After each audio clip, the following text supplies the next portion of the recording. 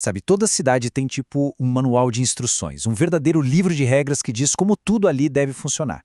É a base de tudo, né? Da organização, dos direitos de quem vive lá, dos deveres do governo. E hoje a gente vai dar uma olhada de perto no manual de uma cidade bem específica, Traipu, lá em Alagoas. E os nossos guias nessa jornada são esses dois documentos oficiais aí. De um lado a gente tem a lei orgânica, que é como se fosse a constituição da cidade, sabe? E do outro, o Estatuto dos Funcionários Públicos, que, bom, ele dita as regras para quem trabalha direto para a prefeitura. Juntos, esses dois documentos são a espinha dorsal de como a cidade é administrada. Então, a grande pergunta é essa, né? Como é que uma cidade funciona na prática? Quem é que manda? Quem toma as decisões? O dinheiro vem de onde? E quais são as promessas que a cidade faz para quem mora lá? Olha, as respostas para Traipu, elas estão todas escritas nesses papéis. Bora descobrir o que eles contam pra gente. Para começar, vamos focar na lei que é, sem dúvida, a mais importante de todas, a Lei Orgânica. É isso aí. Pensa nela como se fosse a Constituição particular de Traipu, sabes? É o documento que cria a base para, literalmente, tudo o que acontece por lá. Mas o que é exatamente uma lei orgânica? A resposta está na própria lei de Traipu. Ela se define como a norma fundamental que organiza o governo da cidade. E o mais legal é que ela tem um objetivo muito claro: construir uma comunidade, olha só, livre, justa e solidária. Ou seja, não é só um monte de regra, não. É quase uma declaração de propósito, uma missão para a cidade. E para sustentar essa ideia toda, a lei se apoia em alguns pilares, uns princípios fundamentais. Pensa comigo: autonomia, para a cidade poder decidir o próprio rumo, cidadania e dignidade da pessoa humana, ou seja, as pessoas em primeiro lugar sempre. E claro, os valores sociais do trabalho e da livre iniciativa que fazem a economia girar. E olha, isso aqui não é só palavrinha bonita no papel, não. São os valores que precisam guiar cada decisão, cada ação do governo. E é essa mesma lei que oficializa a identidade da cidade. É ela que diz quais são os símbolos do município, como a bandeira e o brasão. E eles não são só desenhos, não é? Eles carregam a história, a cultura e a autonomia de Traipu. E está tudo ali, garantido por essa lei fundamental.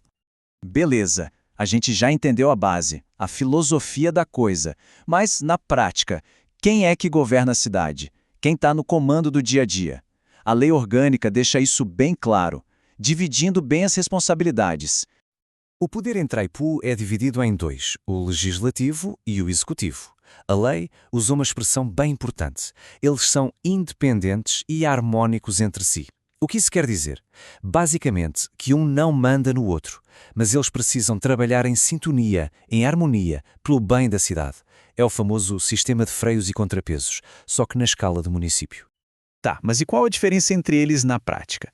É bem simples, na verdade. O poder executivo, que é chefiado pelo prefeito ou prefeita, tem a função de administrar, de botar a mão na massa e fazer as leis acontecerem. Já o poder legislativo, que é a Câmara de Vereadores, tem duas missões cruciais: criar as leis que a cidade precisa e, muito importante, fiscalizar o trabalho da prefeitura. Resumindo, um executa, o outro cria as leis e fiscaliza. E o Poder Legislativo tem um endereço, um lugar físico onde tudo acontece. É o Palácio Municipal, a sede da Câmara de Vereadores de Traipu. É lá dentro que as discussões fervem, que as propostas viram votação e que o futuro da cidade vai sendo desenhado, lei por lei. E quem é que representa a população nessas discussões todas? Em Traipu, a Câmara Municipal é formada por 11 vereadores. São essas 11 pessoas que foram eleitas diretamente pelo povo para uma missão: criar as leis e defender os interesses de todo o mundo que vive na cidade. Mas como é que uma ideia vira lei de verdade? A lei orgânica explica esse caminho, essa jornada. Primeiro vem a proposta. Depois, os vereadores debatem, discutem e votam. Se passar por eles, o projeto vai para a mesa do prefeito. Aí o prefeito pode aprovar, que é a sanção, ou rejeitar, que é o veto. Se for aprovado, o passo final é a promulgação. A lei é publicada e aí sim passa a valer para todo mundo. Agora, uma pergunta que é chave. A gente já viu que a lei orgânica é a regra mais importante da cidade. Mas e se precisarem mudar alguma coisa nela? Dá para mudar? E se der, é fácil? Quantos votos seriam necessários para isso? A resposta é que não. Não é nada fácil. Isso é de propósito. Para mudar qualquer vírgula na lei orgânica, é preciso o voto de 2/3 dos vereadores. Essa exigência de uma supermaioria serve para uma coisa: Garantir que a constituição da cidade seja estável e que só seja mudada se existir um consenso muito grande. Ok, agora vamos mudar um pouco o foco e falar do impacto disso tudo na vida real das pessoas. Afinal, o que a cidade promete para quem mora nela e quais são as regras para quem trabalha para entregar esses serviços, os servidores públicos. O ponto central é que a lei não é só sobre a organização do poder, é sobre gente. Dá uma olhada nesse trecho da lei que fala de saúde. Diz assim: atendimento integral com prioridades para as atividades preventivas. Isso é mais que uma frase bonita, é uma promessa, um compromisso que a cidade assume com a saúde de cada morador. E as promessas não param por aí, não. A lei deixa bem claro que o município tem deveres. Tem que garantir acesso à cultura, à educação, tem que proteger o meio ambiente, criar programas de moradia, incentivar o esporte e o lazer. No fim das contas, a lei pega o que são necessidades básicas e transforma em direitos garantidos. Mas quem é que está na linha de frente para fazer todas essas promessas virarem realidade? São os servidores públicos. E eles não trabalham sob as mesmas regras da iniciativa privada. Eles seguem um regime próprio, o chamado regime estatutário. Isso quer dizer que existe um conjunto de regras de trabalho bem específico e estável para eles, e está tudo detalhado naquele nosso segundo documento, o Estatuto dos Funcionários.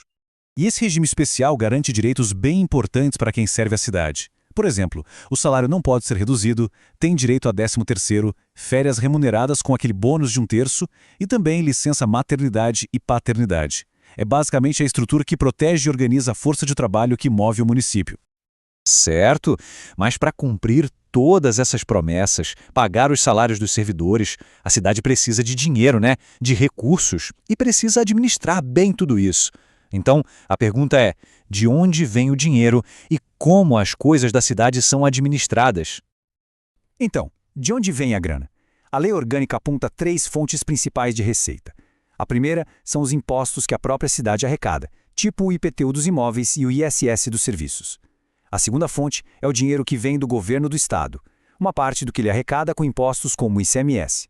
E a terceira vem lá de Brasília, do governo federal, principalmente através de um fundo chamado FPM. É a soma dessas 3 coisas que financia a máquina pública. E a gestão dos bens da cidade, como os prédios, os terrenos, os veículos, quem cuida disso? Bom, o prefeito ou a prefeita é que administra tudo no dia a dia. Mas, atenção, tem um freio importante aí. Se a prefeitura quiser vender um imóvel que pertence ao município, não pode fazer sozinha. Precisa, obrigatoriamente, da aprovação da Câmara de Vereadores. É um ótimo exemplo daquele equilíbrio de poderes funcionando para proteger o que é de todo mundo. Bom, chegando aqui na reta final, a gente pode parar e pensar. Mas por que é tão importante conhecer todos esses detalhes, esses artigos e regras? A resposta é simples, porque esse manual de instruções da cidade não foi feito só para políticos ou advogados, ele foi feito para todo mundo que vive nela. Pensa bem, conhecer as regras do jogo é o primeiro passo para a gente poder jogar, certo? Saber como uma lei nasce, saber o que o governo tem a obrigação de fazer e quais são os direitos de cada um, é isso que transforma alguém de um simples morador para um cidadão ativo, participativo. Então a grande questão que fica no ar é, agora que a gente conhece melhor o manual, como é que se pode usar esse conhecimento para participar mais e ajudar a construir a cidade que a gente sonha?